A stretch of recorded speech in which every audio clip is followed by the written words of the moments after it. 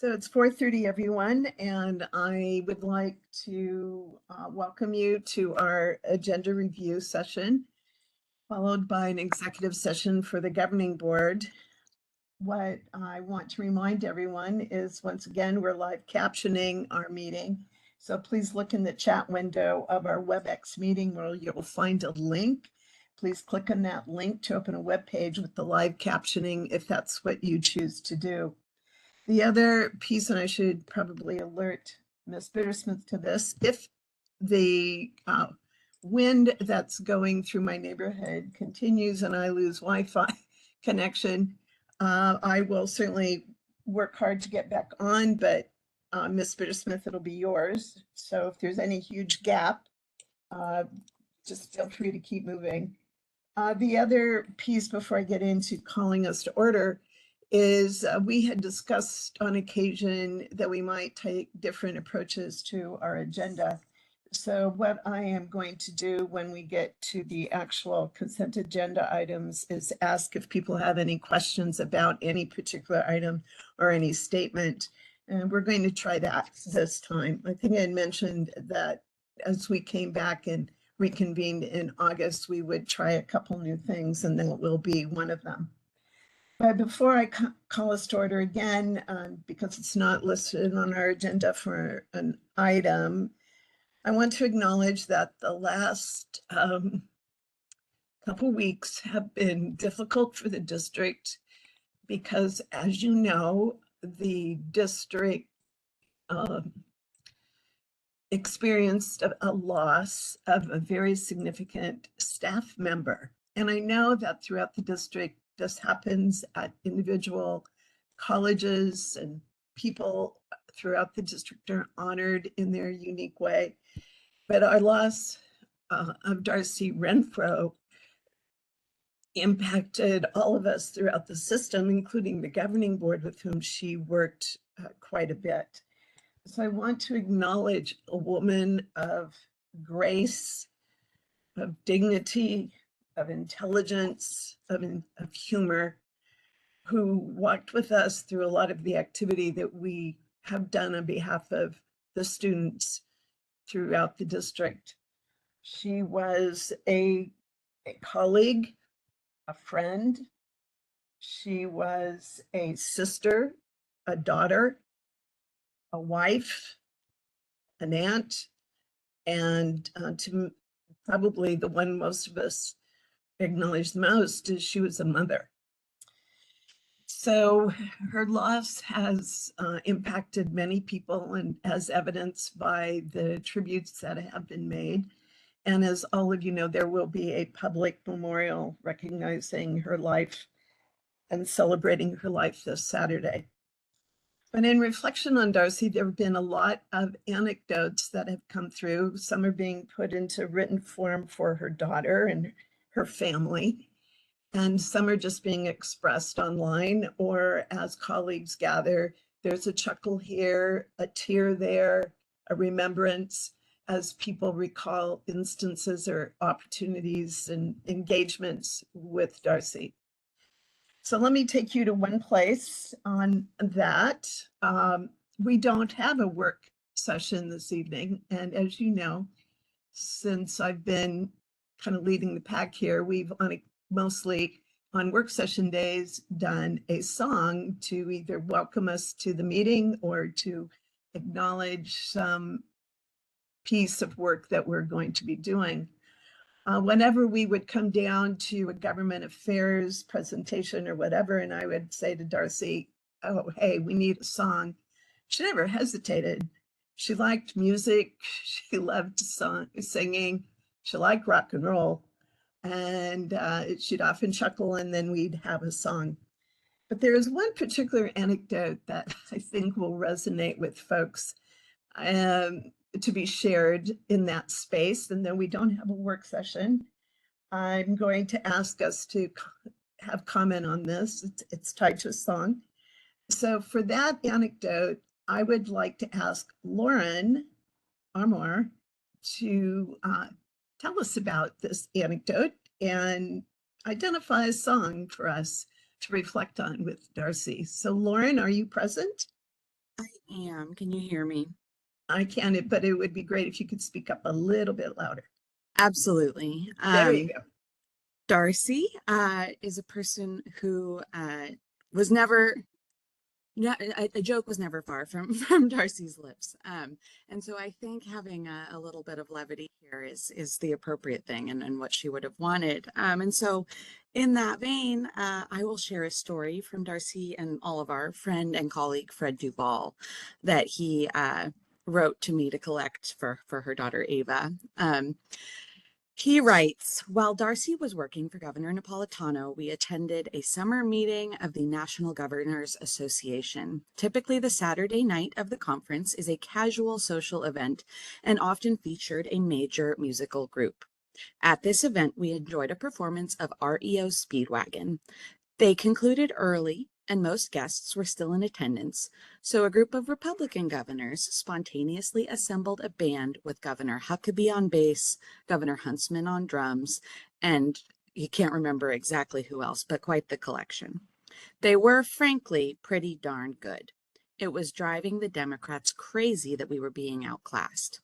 So Darcy moved around the group and figured out she had enough band power to respond.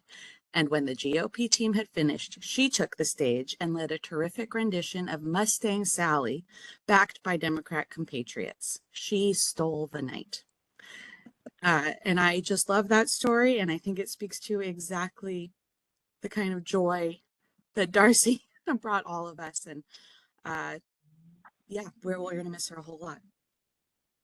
Well, do you have any lyrics that Mustang Sally? I've only done it through karaoke once or twice, but certainly it is a well-known rock and roll song. I don't know the lyrics. If anyone does, I would.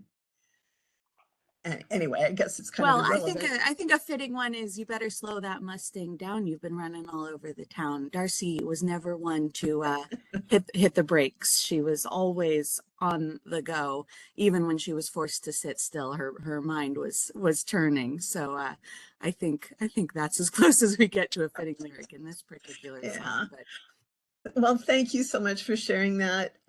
Folks, I know that you have poignant memories, fun anecdotes, and I hope you don't keep them to yourself. I hope that you find people to share those with, write them down on a sheet of paper if you need to, and forward them to the daughter. I believe that's been provided for all of you.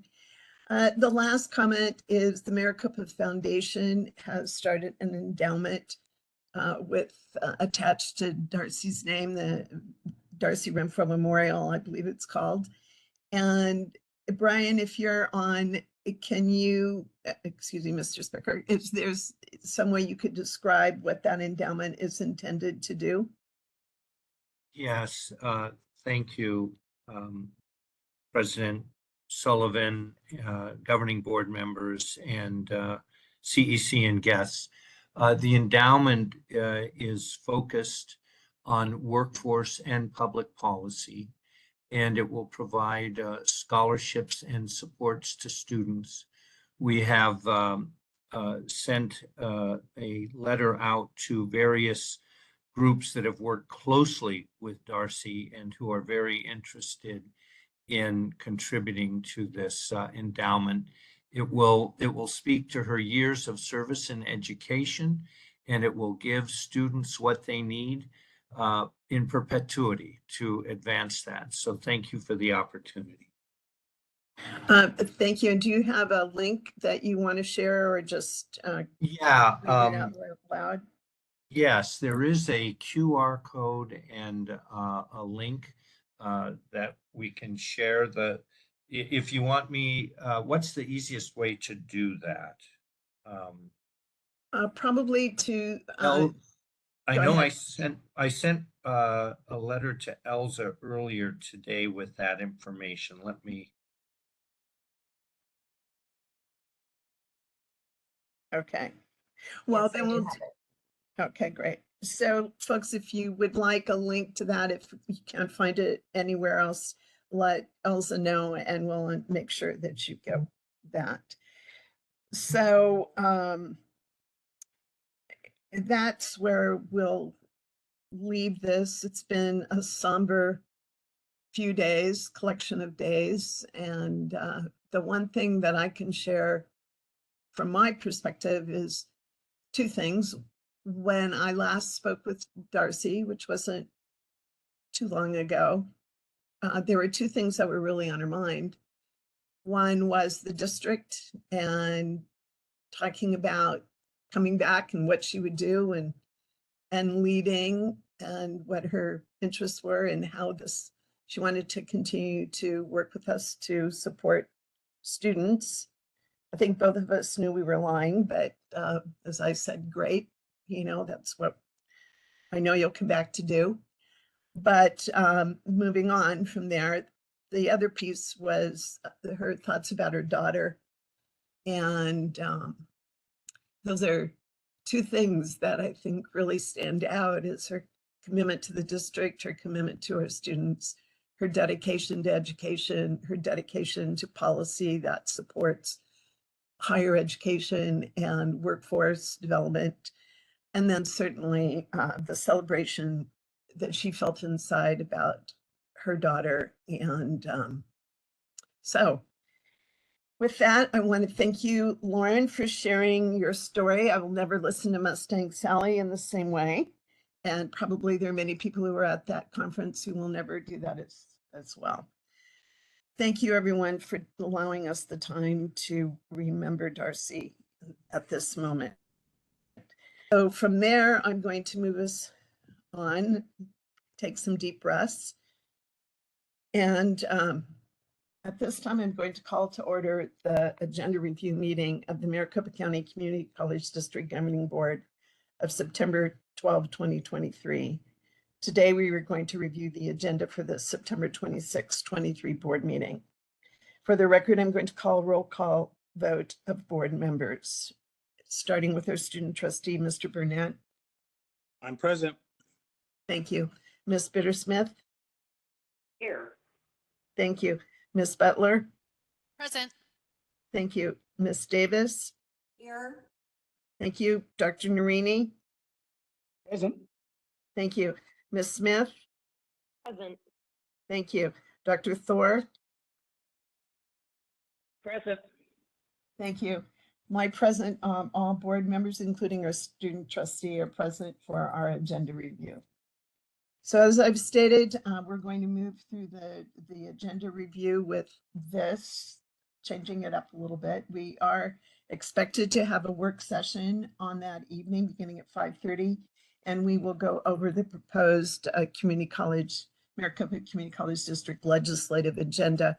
And I believe most likely Lauren will present it, but given your condition, Lauren, we may see someone else. But with that, we're looking forward to having that work session around the agenda. We'll go through then the normal order of things, calling meeting to order, the Pledge of Allegiance. I don't have any substitutions noted for that evening. We will have our student life report and go through the continuum of faculty, executive council reports, the adjunct faculty report, a staff representative report. We do have 3 emeritus recognitions that evening, and then the chancellor's report. So the consent agenda will be the approval of the emeritus distinctions for Lloyd Lang, Dr. Karen Reeder, and Miss Virginia Edwards. We'll then go through the consent agenda approval process with other items. So governing board members, a lot of these are IGAs, grants, expenses for buildings, etc. Is there any one of these items that you would like to discuss or call out for conversation?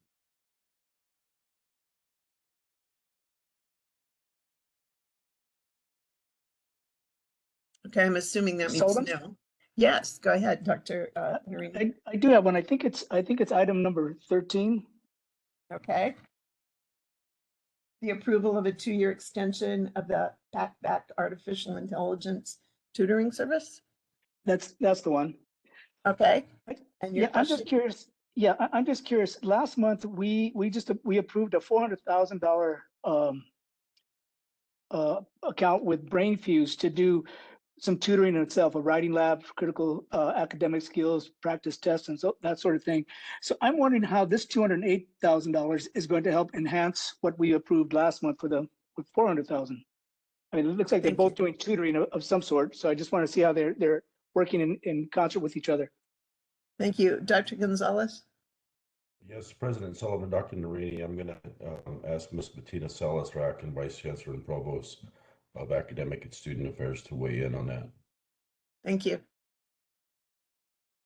Thank you, Chancellor, President Sullivan, Dr. Narini, members of the board. The PackBack platform is an artificial intelligence tool that is utilized in writing. So the way that it differs from the contract that you approved last week is that last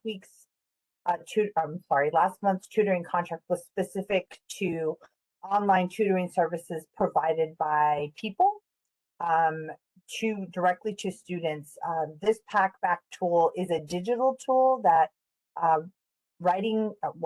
any faculty member can, but primarily a large number of language and English faculty are utilizing this, that helps to provide real-time feedback to students on the quality of their writing, and then has additional expanded opportunities for use as a artificial intelligence tool for use by instructors in the classroom. So our prior tool was really utilized by students to help them in their tutoring needs. The PackBack tool is really intended to provide feedback to students, but it's also a tool for faculty members.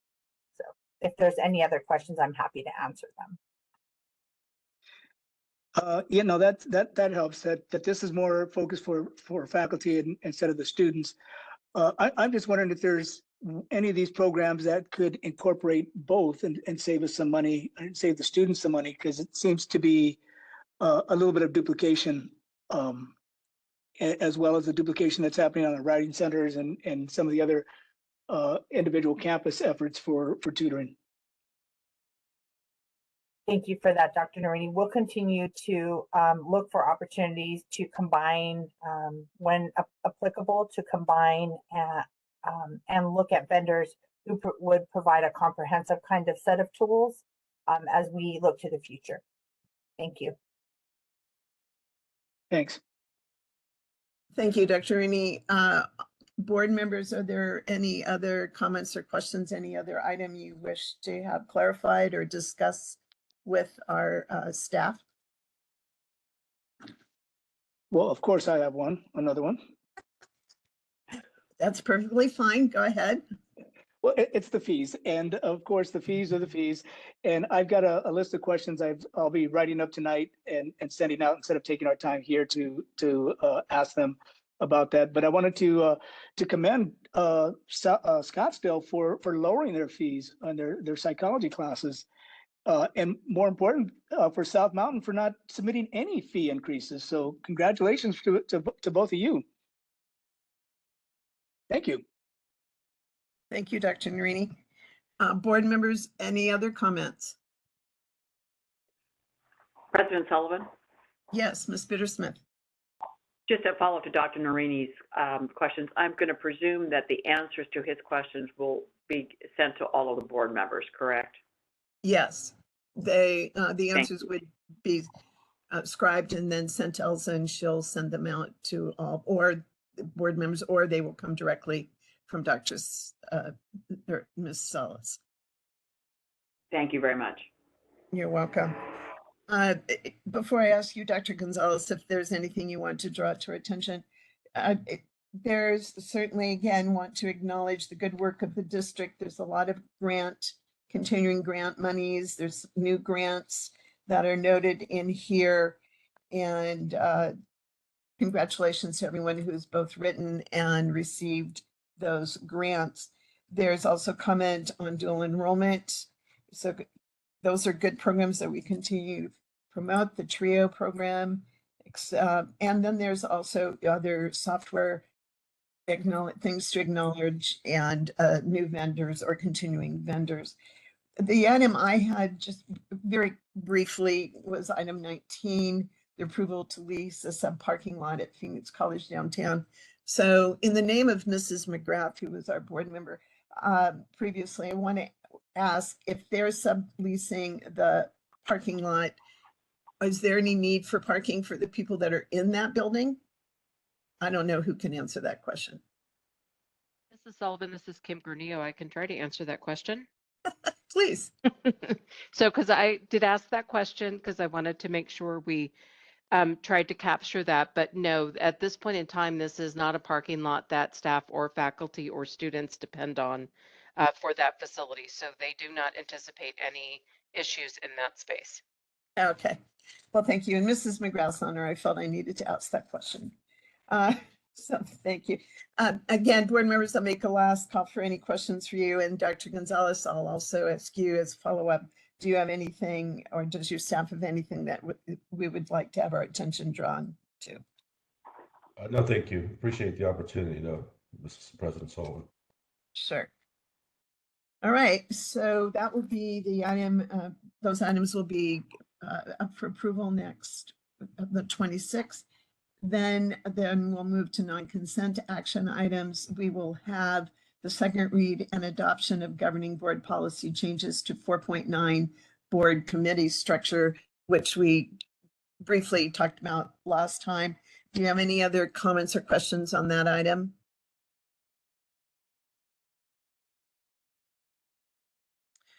From there, we would then move to approval of 2 new memorandums of understanding for the 23-24 faculty agreement. One would be the MOU to revise Article 10.3.3 full-time initial salary placement for nursing faculty minimum qualifications and faculty initial salary. And 2, MOU to revise Article 7.2.3 of faculty agreement for faculty leadership academic faculty chair training requirements. Are there any comments or questions from the board on the item? And Dr. Gonzalez, for new board members, could you refresh what we're doing here versus what we'll do later on in the academic year?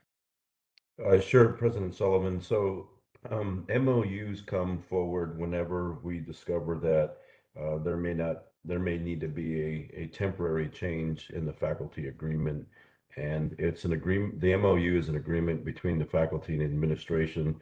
The MOU it typically comes out of our faculty executives that are on RFAC and to me to approve.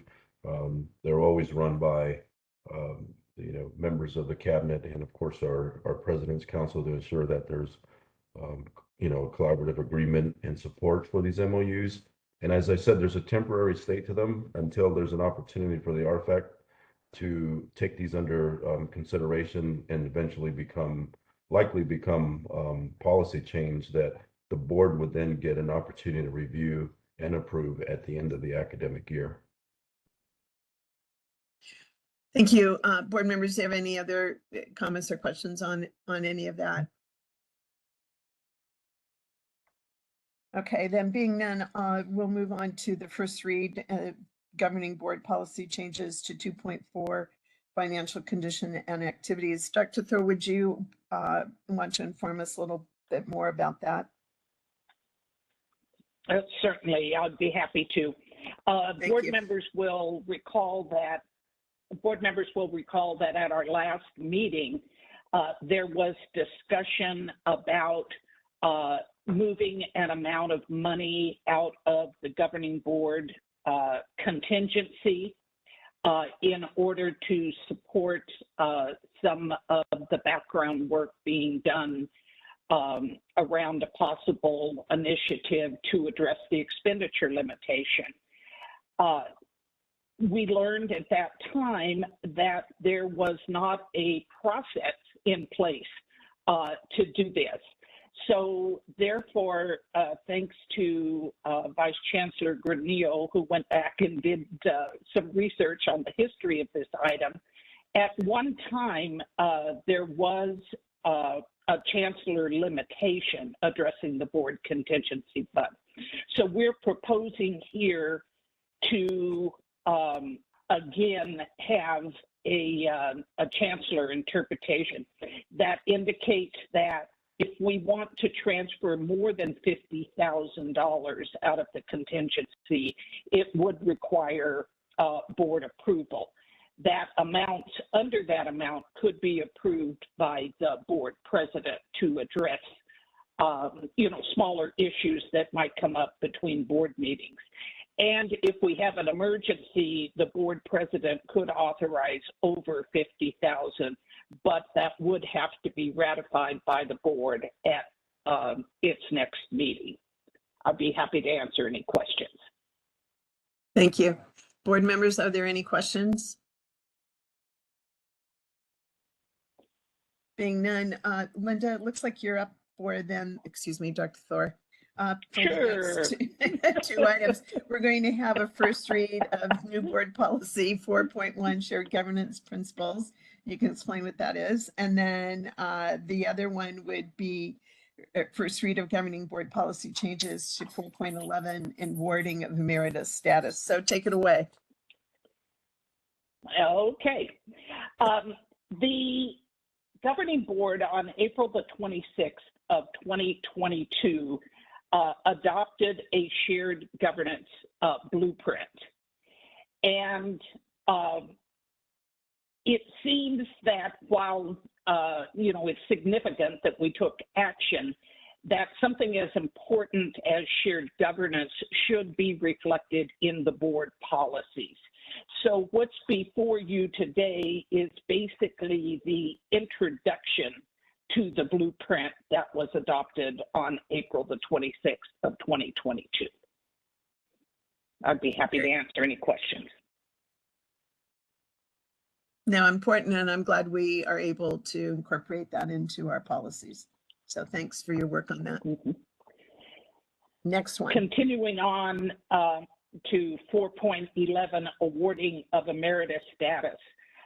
When this policy was originally adopted, it called out as eligible full-time residential faculty and then some specific executive level titles.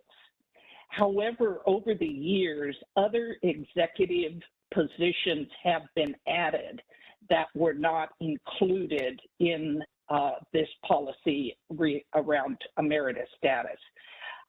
So after discussion with the human resources experts, it was proposed that we use a salary grade, specifically the grade of 128, to identify which executives are potentially eligible for emeritus status.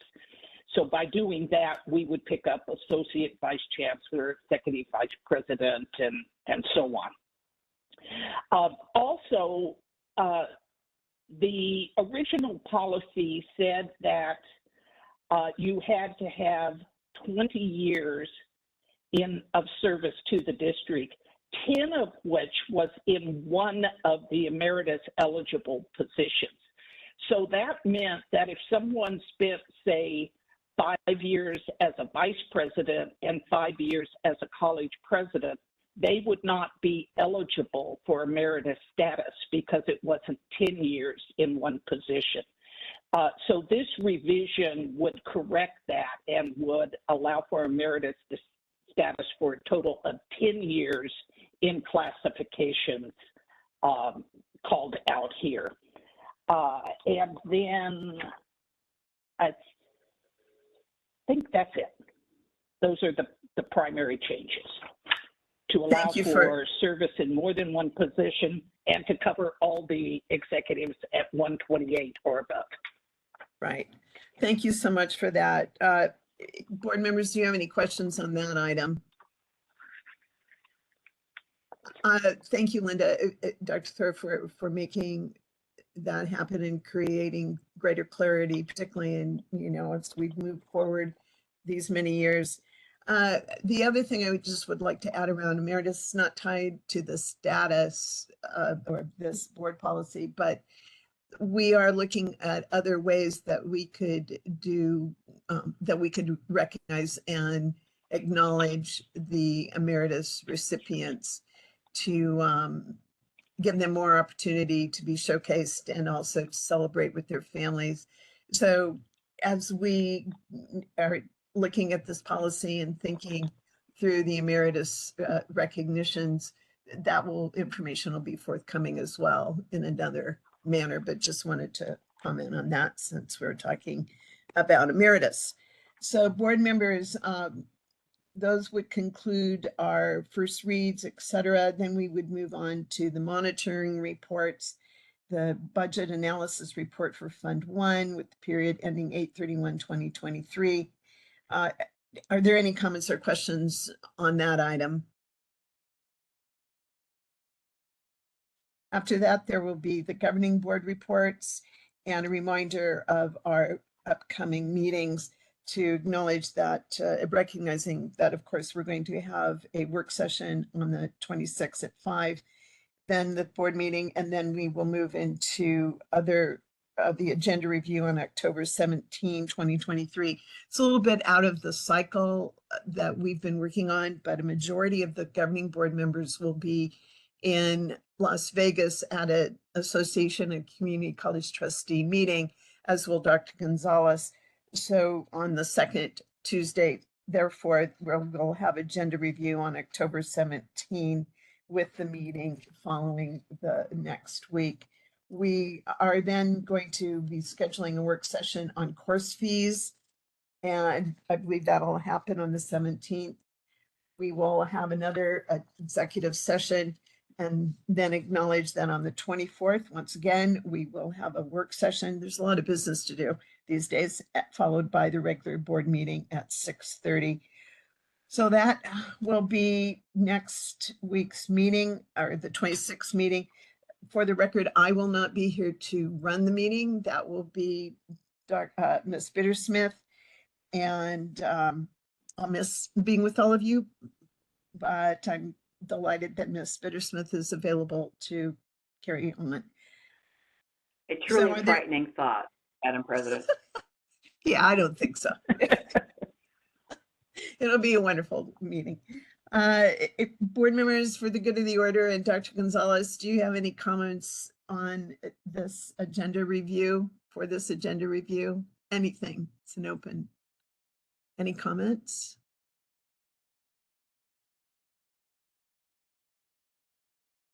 All right, board members. Well, with that, then I'm going to ask, I need a motion to adjourn this agenda review meeting so we can adjourn into executive session pursuant to ARS 38-431.03A9 regarding discussions or consultations with appropriate representatives of the district to address critical information technology security issues.